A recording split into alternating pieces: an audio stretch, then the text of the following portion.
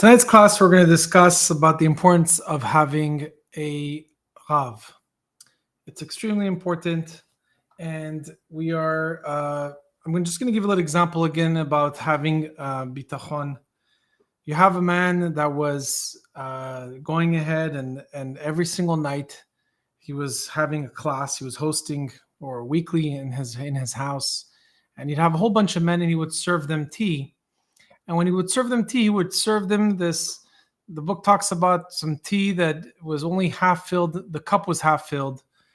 And, he was doing this for many, many months. And then finally one night he couldn't do it. He said to his son, look, can you please take over? I'm not going to be here in the class. Can you serve the tea when there's going to be the class? And his son looks at him and says, look, I don't understand. You're serving the tea, but you always serve half a glass. Why do you do this?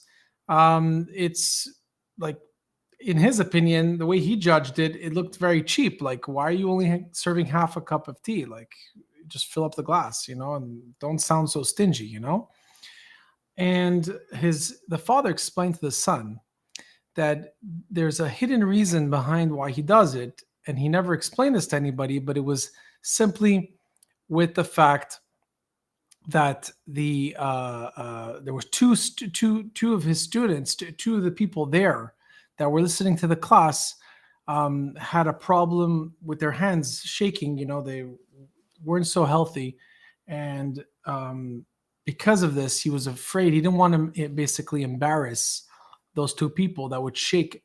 By filling it halfway, they wouldn't spill when they're given their cup. The same thing happens with us every single day. There's things that happen that HaKadosh Baruch Hu, that Hashem does for us, we don't understand, and we're just quick to judge.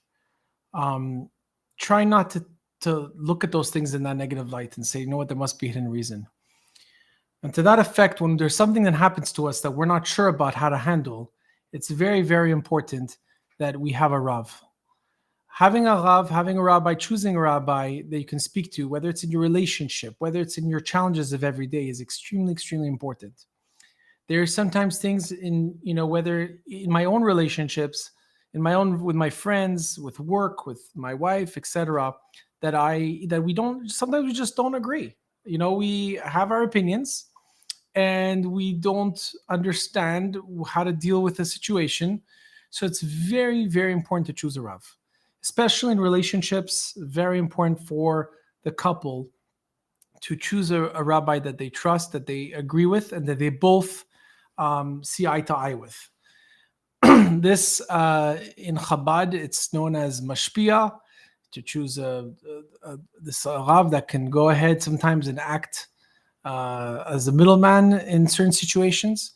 And it's very important, and I've seen it make a huge difference in my life when I also don't understand certain things. So if I question and I'm not able for my own self to see the hand of God in a situation, having a Rav really, really helps to clarify those different situations.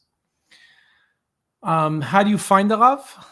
That's a good question. You can go ahead and go to your community synagogue. Ask around and try. You might go through 5 different rabbis before you find the rabbi that you actually,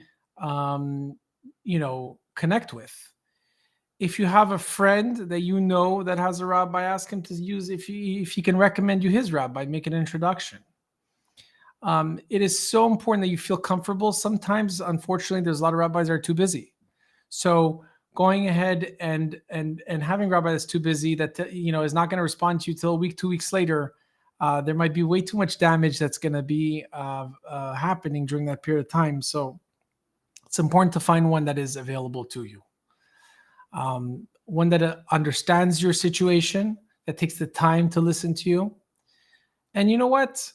At the end of the day, we need to support them. Rabbis are working very hard for their community, but also their time shouldn't be taken for granted. So if you are constantly messaging and communicating with your Rav, do the best that you can to also support their efforts in the way that you see fit, or ask them if they have a program that you can support as well.